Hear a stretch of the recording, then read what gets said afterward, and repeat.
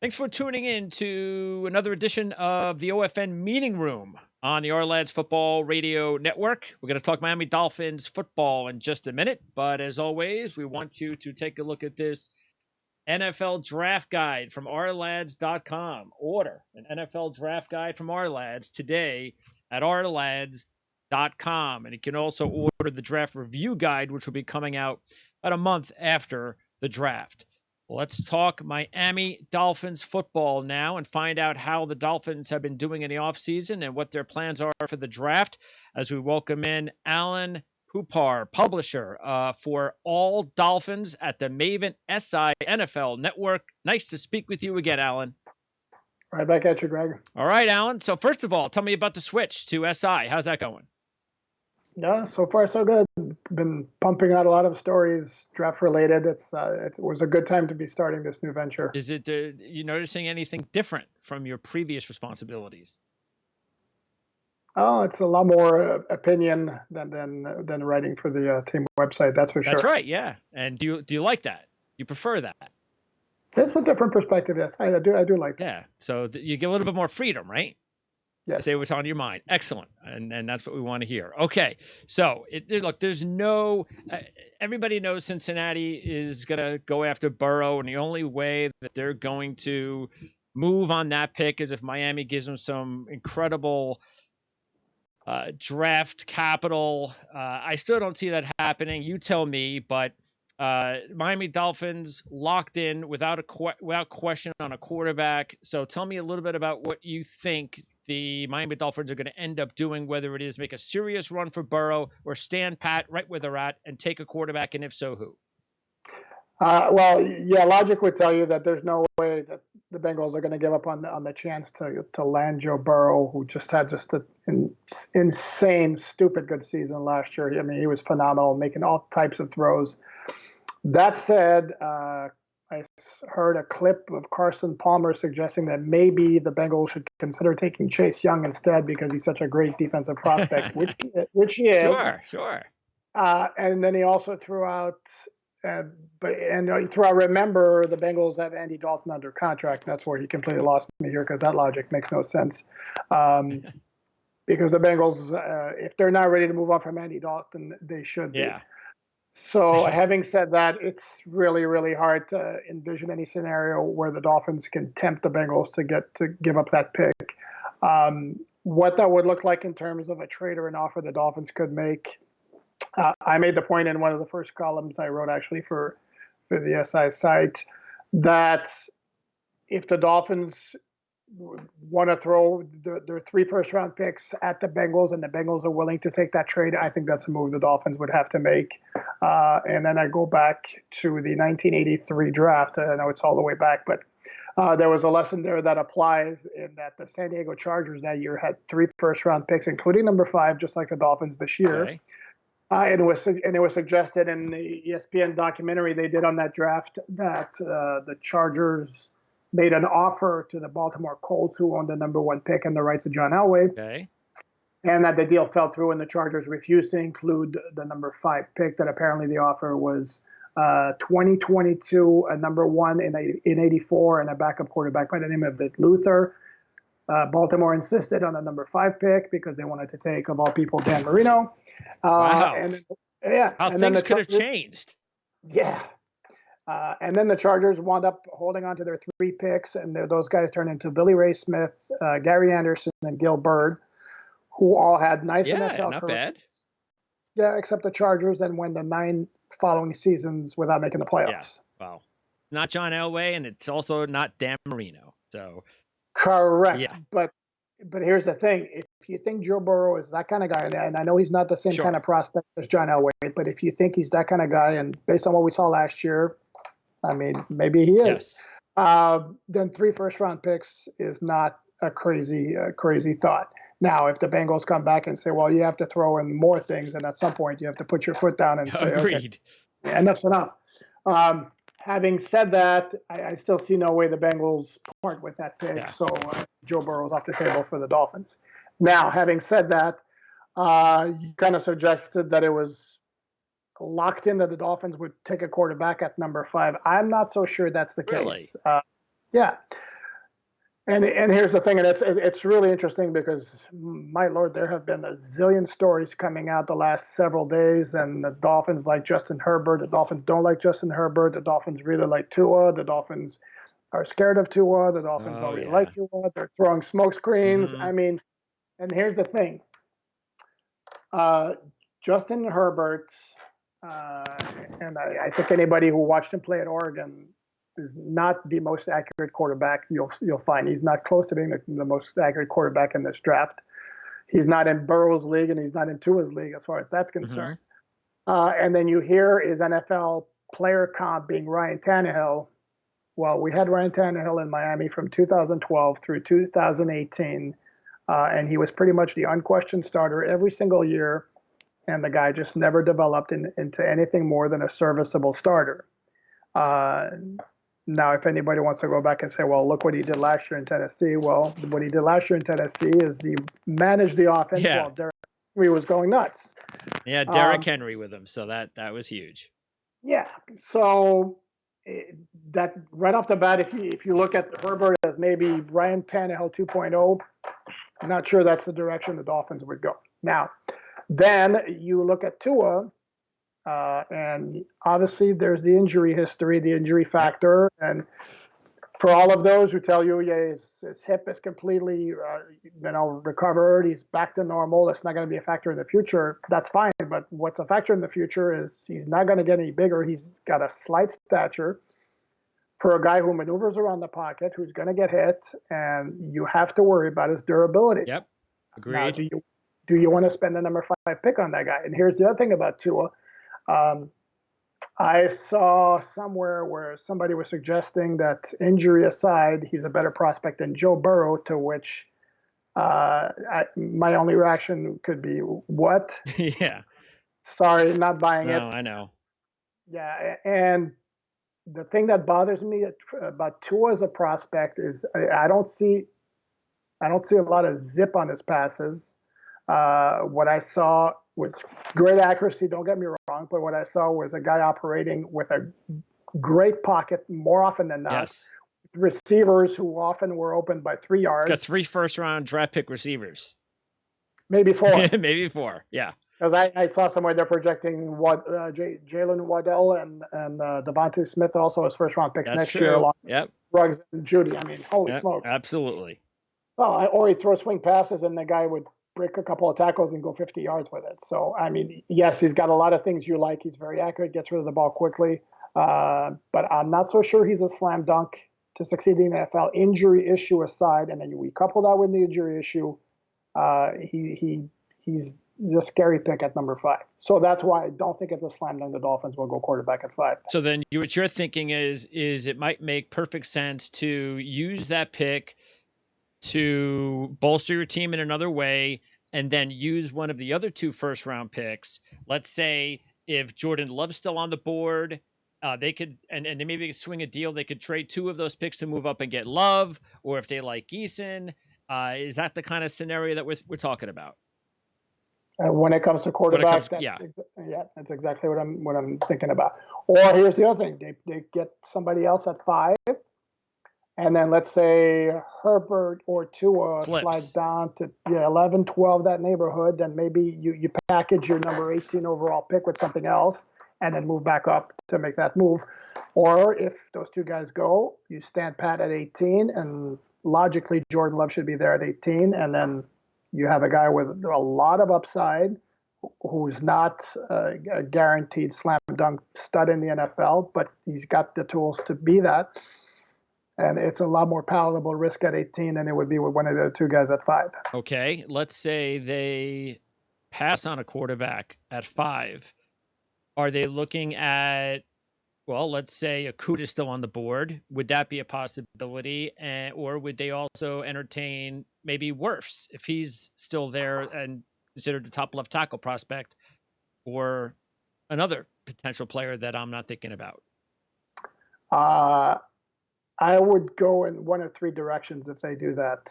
The one is offensive tackle, because that might be their biggest need, Okay. including quarterback of the entire draft. And at that spot, you look at the offensive tackle rankings, and depending on which draft analyst you're looking at, It's either Jedrick Wills from Alabama, it's Worse from Iowa, it's Mekhi Benton from Louisville, or it's Andrew Thomas from Georgia. Yeah. Then it becomes a matter of personal preference and who's available in case the Giants take one of those guys at 4. So that would be one possibility to take one of those 4 guys. Another name I would throw out at you is Derek Brown, the defensive tackle from Auburn. Okay. Dolphins need a little bit of depth there, and he's clearly the top guy at that position. And then the other guy I would throw out there is Isaiah Simmons, the do-it-all guy from Clemson, who is the kind of guy that Brian Flores would just love to have for his defense, a guy he can plug in a multitude of roles. The kind of guy that Flores wanted Minkah Fitzpatrick to be last year before Minkah Fitzpatrick kind of balked and sulked and demanded a trade and basically got his butt sent out of Miami. Okay. So with all of those names and possibilities outside quarterback, pick one. Who's the one that you're leaning towards? Well, if it's me doing the picking, it's Isaiah Simmons because I absolutely love the guy. Okay. I think he's going to be a complete stud. I mean, I saw somebody compare him to a bigger Tyrann Mathieu, and I love Tyrann Mathieu. Sure. And he's really, really small. And Isaiah Simmons is like 6'4", 235. Yeah. He's a rare player, Simmons. Yes. He's a rare player, and he can do so many different things for that defense. And he would be a nice complement. I mean, they picked up a couple of guys in free agency to help build up that defense, and Simmons would be just a really nice piece to fit. If I had to predict, I think they would go offensive tackle. And again, this depends on what the Giants do. Is the offensive line in general, that unit, the biggest position, the biggest unit of need on the team overall? Oh yeah, no question. Because a quarterback, what they want is a long-term franchise quarterback for 2020, whenever and if there is the season. They'll ride with Ryan Fitzpatrick, who actually was really good last year, team MVP and great positive influence for everybody in the locker room. So for the short term, they're okay at quarterback. What they want is a franchise quarterback for the long term. For the immediate future, where they're most in need is along the offensive line. Now, they address the interior of the offensive line in free agency by signing Eric Flowers away from the Washington Redskins after his 1 year at guard, where he was so much better than he'd ever been at tackle for the Giants. I mean, major improvement. And then they signed Ted Karras, who started at center for the Patriots last year after David Andrews went down. So that solidified 2 spots, but they have concerns at both tackle spots. Okay. Is there a scenario at all that you see that the Dolphins do not take a quarterback in the first round? Let's say because they skip at 5 and it just doesn't work out, whatever the case may be, with them being able to get Love. Let's say these guys get overdrafted. We know that could happen. All of a sudden, Love's gone, Tua's gone, Herbert's gone. They're all gone in the top 11 or 12. And the Dolphins then have to consider that next wave, a Hurts or a Fromm, as a possible holdover for the next year where they would go after a quarterback. Is that possible? Or unlikely? Sure. Is that more unlikely, though?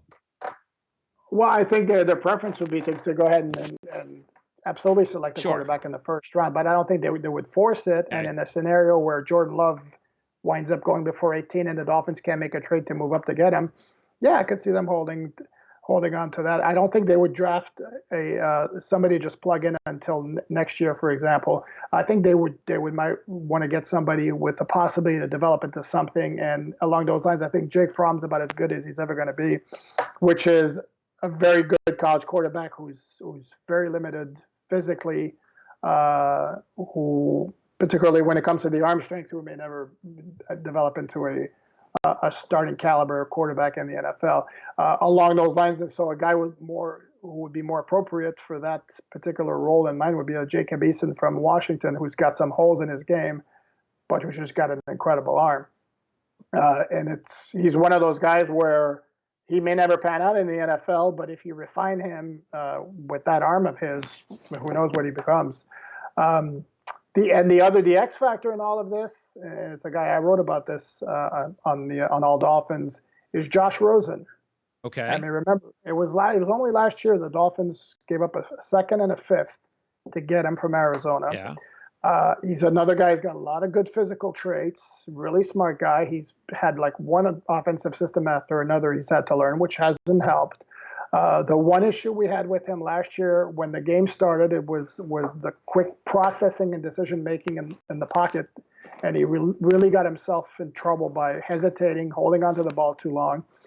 And then he got yanked from the Washington game in October. Fitzpatrick went in, almost pulled off a comeback in the fourth quarter, and it was clear that Fitzpatrick was the best guy for the Dolphins last year.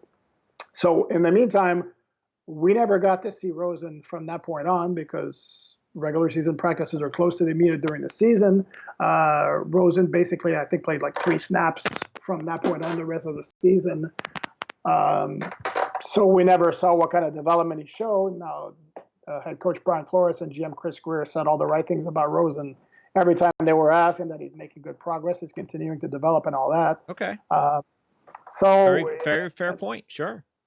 So I don't think they're going to, if they're going to pick up a guy who's a developmental guy just for the sake of doing that, they might as well just hang on to Rosen and continue to work with him. No, it makes sense. And I guess that's the thing, is that because you just don't hear the guy's name, out of sight, out of mind kind of thing. All right. You kind of take that as, well, they're not really interested in him, so he's obviously not in play in Miami. But why can't he be in play? Especially, it's unfair to a kid like Rosen who might need a couple of years of development time, and the way he's been thrown in there with the talent around him in Arizona and Miami, it's just not fair.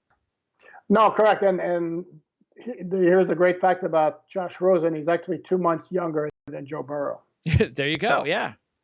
And Joe Burrow didn't become a stud until last year. Right. Absolutely. Yes. When he was older than Rosen. That's right. So. It's always, everybody wants to have, fans especially. Oh, come on. We want it now. We want progress now. Everybody can't be great right away. Doesn't work like that.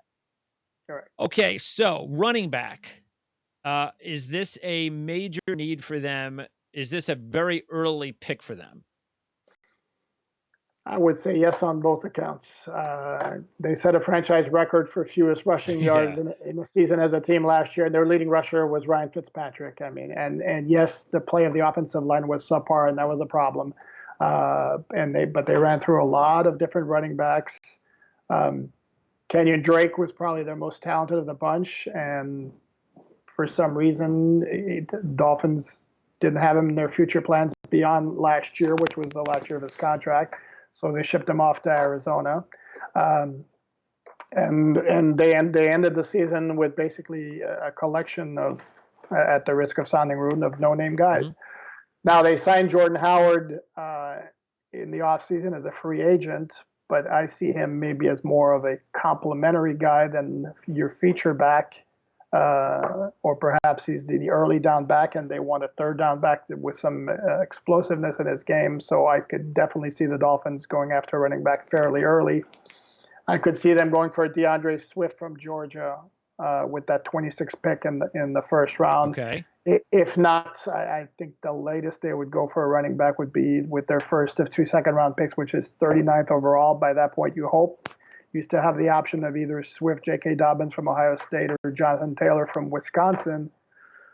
But the longer you wait, the more chances that those guys are gone. Yeah. But yeah, it would be a surprise if they did not come out of this draft with a running back in the first 2 rounds. Yeah, because there is a little bit of a separation from those top 3 to some of the other backs. But hey, running backs, dime a dozen. With all the picks the Dolphins have, they could probably end up drafting 2 running backs. And it probably would make sense if they did. One early, one late. Could happen.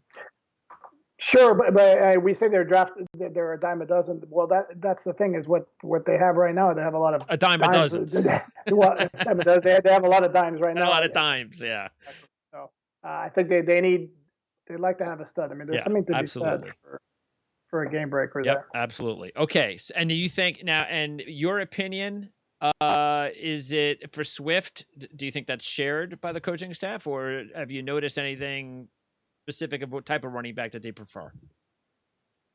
I would think they want somebody who's going to be good in the passing game, with new offensive coordinator Chan Gailey, which is where Swift comes into play, perhaps more than a Jonathan Taylor, for example. Okay, all right. Who also has fumbling issues. That is true, absolutely. Okay, Wide receiver, such a deep class, great class. We all know it. Preston Williams came on. He was one of my deep sleepers last year. Loved what I saw out of him at Colorado State. Some of these deep sleepers don't ever pan out, but some do, and Preston Williams did pan out. Then he got hurt. Parker had his career season. You got Albert Wilson, but after that, not a lot to get excited about. So wide receiver should definitely be somewhere relatively early with this kind of class as well. I'm not sure. They have a lot of decent, solid players. Who do they like after the ones I mentioned out of the top three? Well, they picked up Gary Jennings from waivers from Seattle after he was a fourth-round pick, Okay. and the guy they liked in the draft, and there's something there. Okay. Problem is he got hurt on a kickoff very early, and his Dolphin tenure landed on IR. So they're going to give him another look. They have Alan Hearns, former Cowboys, former Jaguars wide receiver, who they signed last year and then signed to an extension, who they like. They have Jakeem Grant, who's coming off a lower leg injury, so we have to see if he can regain his explosiveness. But he's a big play guy and a returner as well. Then they have Isaiah Ford, who was a 2017 draft pick, finally got a shot after 3 years late last season and was really good down the stretch. So they have a lot of numbers. In fact, you mentioned Albert Wilson. Albert Wilson's carrying a cap number of over $9 million. And I have a very difficult time envisioning him starting the regular season at that cap number. So I'm thinking if there's going to be a restructure there, or he may wind up being a cap casualty, because that's a very high number to carry for Wilson. Okay. So they do have a lot of guys. And the thing about Wilson, about Preston Williams, he is coming off the torn ACL. If he can regain the form he showed last year, and when he was really, really impressive, I don't see wide receiver as a major need. Having said that, if they come to a point where they're picking and there's a guy there who they see as the best player available, then they'll certainly want to eliminate the possibility, but I don't see it as a major need. Yeah, because being a Jet guy, that's how I've kind of looked at the Jets' regression or rebuild as well. Is there's so many other issues to a team. I just don't look at wide receiver as a big issue when you're a rebuilding team. I think especially if you have a couple of players already that you like. I think there's so many other major needs that are so important to a football team that wide receiver is one of those spots that I think you could always figure out at any point. I guess the only reason I even bring it up is just because it is such a deep class that there's going to be, I think, at least a few times the Dolphins are going to pick and they're going to see a receiver they like sitting there. They got to decide, that guy's there. Do we go receiver? We may not need it as much as this other position, but I really like this guy because it's just such a deep class. So. Yeah, it's going to be one of those cases where, oh my man, we don't really need a wide receiver. This guy's just too good. We got to get him. It's got to be one of those things. Tell me, because we can go on forever about what the Dolphins need, because we know they need so much. So what I'd rather spend the last couple of minutes with you on is talk about some of because this also helps any draftniks out there that trying to pick exactly where specific players or positions might land with the Dolphins, and that is the young players that they have on the team right now. Besides, like besides a Christian Wilkins, some of the other young players that they have that they've picked over the last couple of years, who are the guys that you think the Dolphins envision as mainstays, guys that we may have not seen anywhere near their best just yet, rookie season, maybe even a wash, but here's a few guys at a few different spots that the Dolphins are really confident about that they'll start to make progress this year and be a part of major plans in the future. Well, I think most of the guys, since they were so insanely young last year, most of the guys that I'm going to mention are guys who actually started doing something last year. And I'd start off with Mike Gesicki at tight end, who really had a disappointing rookie season, but really came on last year. He's one guy who figures into their plans. I think Devontae Parker is another one who figures strongly into their plans for the future after the season he had last year, where, he really was really impressive. Preston Williams, if he bounces back from the torn ACL, which is never guaranteed, but he showed some really impressive things last year. In terms of running backs, nobody stands out. Quarterback, nobody stands out along the offensive line. Is Karras going to be their starter? Did they sign him to start this year? I think that's the plan. It may depend if they pick up, for example, Cesar Ruiz from Michigan. Maybe he moves to center, and maybe Karras slides over to right guard to compete. Right now, the way it looks, the interior of the offensive line, you would think Flowers starts at left guard, Karras starts at center, and then they have a free for all at right guard. If they pick up like a Ruiz, as I mentioned, Okay. at center, maybe Karras slides over and competes for that starting right guard spot. I would think they signed him with the idea he was going to be a starter. Okay. But he's not somebody I would put in the category of this is going to be one of our long time guys. Yeah. Correct, or build or foundational guys.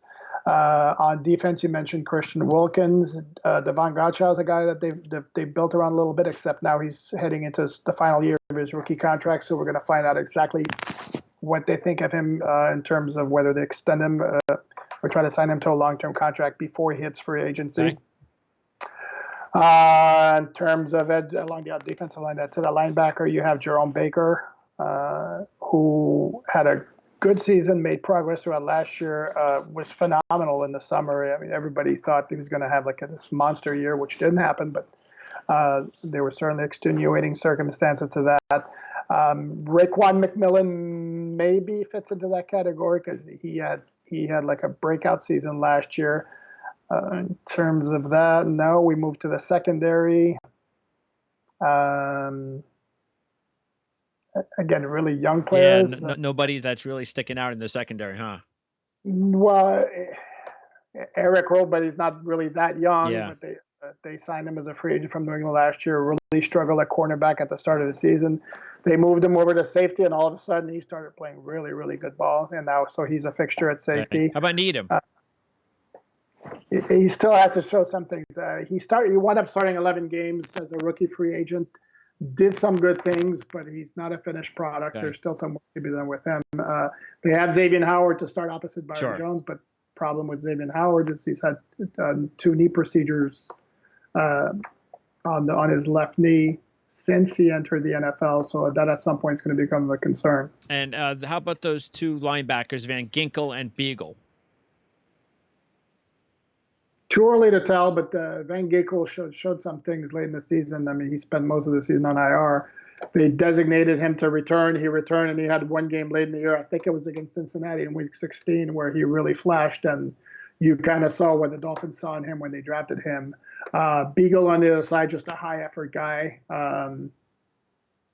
who's going to have a role on the team because he's always going to give you everything he has. I'm not sure if he's a difference maker, but he's somebody who could carve himself along in an NFL career. Have you, lastly, put together your own final mock for the Dolphins if they stay there with those 3 picks? And if so, care to share what your best guess is for the 3 picks in the first round? I've toyed with the mock draft simulator that you find, and we had I joined 7 of my colleagues that I saw last night. We did a Skype mock draft where I had the 3 Dolphin picks along with the Jacksonville Jaguars. And as it turned out, when pick 5 came up, Tua and Justin Herbert were on the board. I went with Isaiah Simmons. Okay. Who did they go with the Giants? Andrew Thomas, the tackle from Georgia. All right. I'm not sure that would be my prediction. If I'm the GM, that's what I do. My prediction, I think, is they're going to go tackle. And again, it's going to depend on what the Giants do. Then at 18, they're going to take Jordan Love or going to move up. Okay. And then at 26, see them taking Xavier McKinney, the safety from Alabama, because that's one of their needs as well. Or I could see them taking DeAndre Swift to spice up that offense. And by the way, I like your pick of Simmons if he's there over the lineman because there's more depth on the offensive line where the Dolphins can use one of their later first-round picks on an offensive tackle as opposed to a guy like Simmons, as we mentioned before. Guys like that just don't come around very often. So he's very unique. Yeah. So I share that. If I'm doing my own mock and I've got that decision, I think I'm doing that as well. I'm saying maybe if I'm the Dolphins, I'm thinking about, a Jones or a Cleveland or maybe a Jackson with one of those later picks to tackle because they're not going to be able to fix everything in one draft. No matter how many picks the Dolphins have, this is going to take at least a couple of years to fix things. Well, maybe, except if you look at how they competed down the stretch last year with absolutely. with a roster that was really yeah pedestrian. And New England finally might not be New England anymore. Oh, no, yeah. I'm not saying they're going to be a 3-win team, but you can't fill all the holes and all the different positions in one off season. You just can't do it. It takes a little time. That's fair. Yeah. And but hey, there's a lot of hope for the Dolphins, and I'm sure the fans are pretty stoked after the way the team did end the season. Is that correct? There's some optimism, and with this draft, I can't imagine a fan base out there that is maybe as excited or more excited than Dolphin fans with what they have as far as draft ammo. No, there's no question. But if I'm gauging the reaction by what I'm seeing on Twitter, I think that this fan base is not going to be nearly as excited if the Dolphins don't pick quarterback Tango Viola. Not just specifically Tua. Yeah, correct. If they pick Justin Herbert, I think the fan base is not going to be thrilled. Or if they don't pick Tango Viola. Okay, interesting. Well, thank you very much, Alan, for taking your time to talk with us. If we get a chance, well, I know I'll have the chance, but if you get a chance to talk to us again after the draft and before the season, we'd love to have you back again. Would love to do it again. Thanks, Alan. You got it.